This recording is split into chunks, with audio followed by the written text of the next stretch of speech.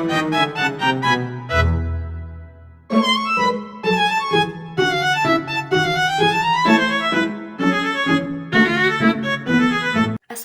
warahmatullahi wabarakatuh. Perkenalkan, nama saya Lara Pisa dengan nama Suci Niranjana, kelas 11 calon penegak laksana. Saya akan menjelaskan poin 4, yaitu dapat menjadi penengah atau memberi solusi jika terjadi ketidaksepahaman dalam kelompoknya. Untuk menjadi seorang penengah yang baik dan dalam suatu kelompok, seseorang perlu memiliki sikap netral dan tidak memihak salah satu pihak yang berselisih. Penengah harus mampu mendengarkan dengan aktif tanpa menginterupsi atau langsung menyalahkan. Keterampilan mendengarkan ini sangat penting agar penengah dapat memahami masalah secara menyeluruh dari sudut pandang masing-masing pihak. Selain itu, menjaga kerahasiaan dan membangun kepercayaan merupakan kunci agar semua pihak merasa aman untuk berbicara secara terbuka. Penengah juga harus mampu membantu mengklarifikasi maksud dan perasaan yang mungkin disalahpahami oleh pihak lain. Dalam proses ini, penengah perlu mendorong terciptanya solusi yang adil dan menguntungkan semua pihak atau bisa disebut dengan win-win solution. Yang tak kalah penting, penengah harus bisa mengendalikan suasana agar tetap tenang dan tidak emosional, sehingga proses penyelesaian masalah bisa berjalan dengan lancar dan produktif.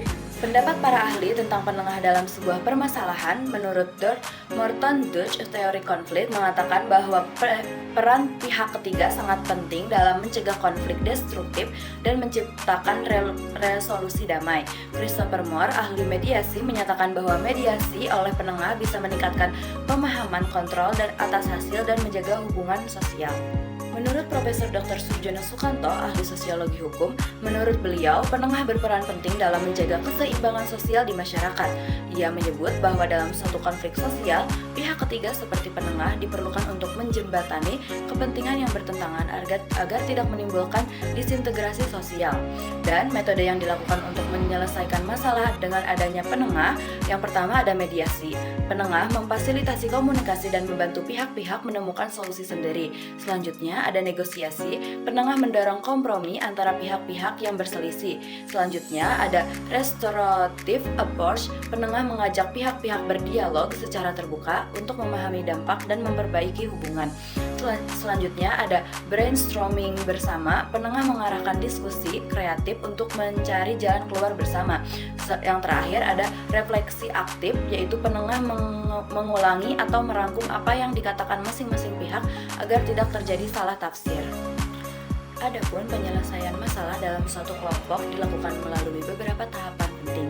Langkah pertama adalah mengidentifikasi masalah secara jelas agar semua anggota memiliki pemahaman yang sama mengenai persoalan yang sedang dihadapi.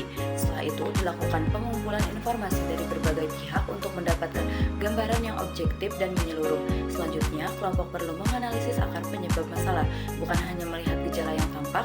Dengan mengetahui penyebab utama, solusi yang diambil akan lebih tepat sasaran. Tahap berikutnya adalah menyusun beberapa alternatif solusi yang mungkin diterapkan. Dalam tahap ini, keterbukaan dan kerjasama sangat penting diberlakukan agar muncul ide-ide yang beragam. Setelah itu, dilakukan evaluasi terhadap setiap alternatif untuk menilai kelebihan dan kekurangannya. Solusi terbaik yang paling sesuai dan realistis kemudian dipilih secara bersama. Terakhir, masuk ke tahap implementasi solusi, yaitu melaksanakan keputusan yang telah disepakati dengan tanggung jawab dan komitmen bersama agar masalah benar-benar terselesaikan dengan baik. Yang terakhir, manfaat adanya penengah jika terjadi kesalahpahaman dalam kelompok. Yang pertama, menjaga netralitas atau penengah bersikap objektif dan tidak memihak sehingga bisa meredakan emosi kedua belah pihak. Yang kedua, mencegah konflik lebih besar. Penengah membantu menyelesaikan masalah sebelum berkembang menjadi konflik serius.